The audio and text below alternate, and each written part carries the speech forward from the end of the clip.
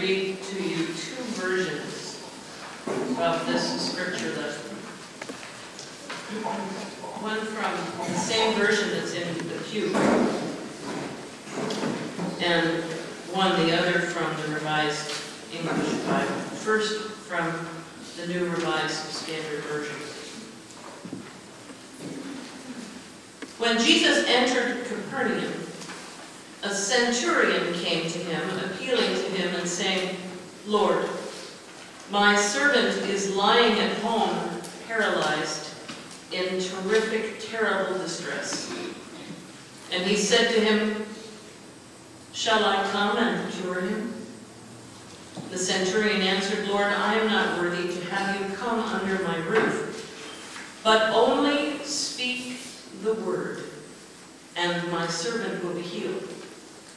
For I also am a man under authority, with soldiers under me, and I say to one, 'Go,' and he goes, and to another, 'Come,' and he comes, and to my slave, 'Do this,' and the slave does it."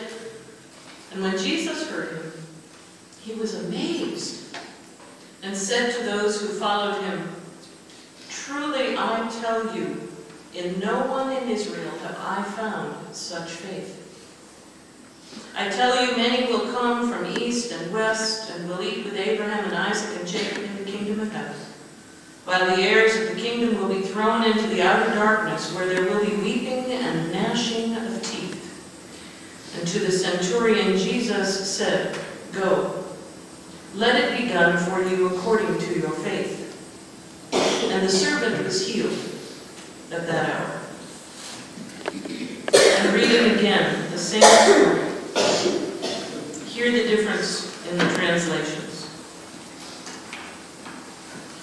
When Jesus entered Capernaum, a centurion came to ask his help.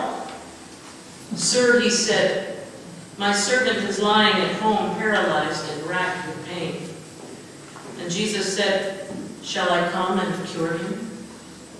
But the centurion replied, "Sir, I am not worthy to have you under my roof.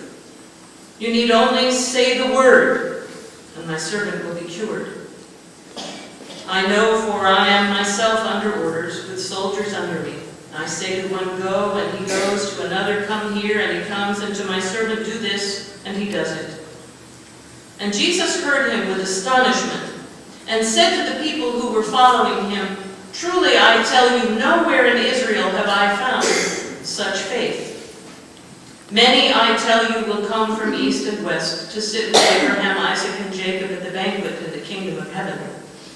But those who were born to the kingdom will be thrown out into the dark, where there will be wailing and grinding of teeth." Then Jesus said to the centurion, "Go home. As you have believed, so let it be." At that very moment, the boy recovered. Thus ends the reading of the word. Thanks be to God.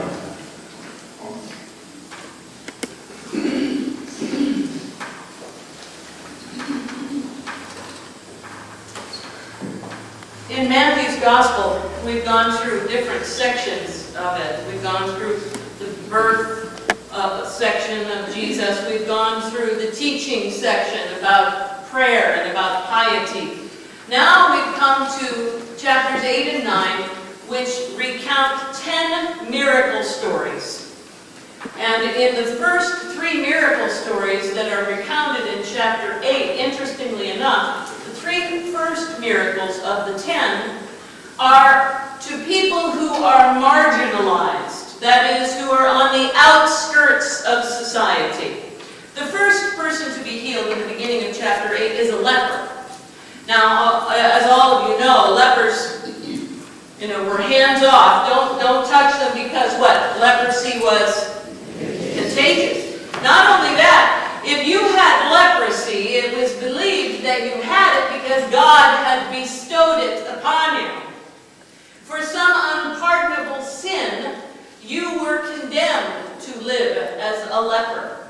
So not only was it contagious, but you stayed away from that person because that person was considered ritually unclean and one who was being punished by God. That is the first marginalized person, the first ostracized person, the first person on the outskirts of society, the one who cannot participate in the religion of the Jews. That's the first person in Matthew's healing stories that is cured. The second is a centurion, and the third is a mother-in-law. Now, I don't know if she's considered marginalized because she's a mother-in-law. I don't think that's the case. I think it's because she's a woman, and women were not really allowed to participate fully in the religion of the day. They couldn't participate in the hymns or the prayers. As a matter of fact, when they went to the synagogue, they were kept in a separate section of the synagogue. So that was the third marginalized person. And the second is the centurion. Well, the centurion speaks for himself. The centurion is a Roman officer. The centurion is a Roman. The centurion, I have a little picture in the bulletin of the centurion in full regalia. And I read something today that says the centurion uniform was modeled after the Trojan uniform, the uniform of the Greek soldiers. Anyway, the centurion is someone who commands anywhere from 80 soldiers to 1,000 soldiers. They can be the head of a cohort, which is 500 soldiers, or a double cohort, which is 1,000 soldiers. As they move up the ranks, they can be the head soldier of a very, very large group of very intimidating and imposing soldiers. And the centurion himself is probably a very intimidating and imposing soldier himself. Yet, he comes and he stands before Jesus. Now, those Romans had plenty of gods. They had all sorts of gods that they could pray to.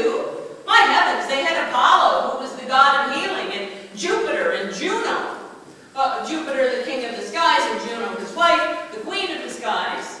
I printed out a massive list of gods that you could turn to for prayer, for healing. But this centurion, this Roman, stands before Jesus. Now, I was distressed with the way this is translated. First of all, the scholars say that the word that is translated servant is really translated child. My child is in great distress. My child is paralyzed and racked with pain. The Greek word pahis is translated child. And it's translated, it appears 8 times in Matthew